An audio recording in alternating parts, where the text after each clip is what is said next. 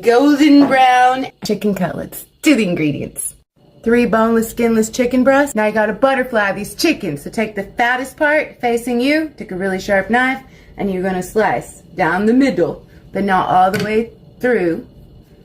And it opens up like a butterfly.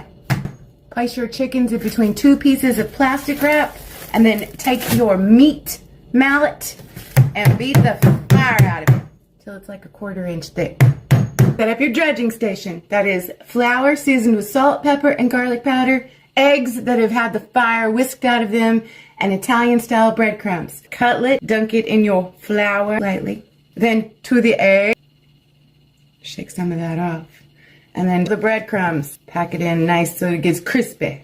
Heat 1 cup of oil over medium heat to 350 degrees. Add your cutlets. Fry these both sides 5 to 7 minutes.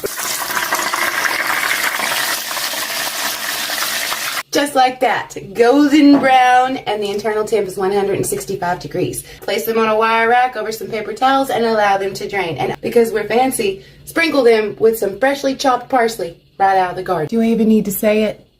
Y'all better go make it. It's so good.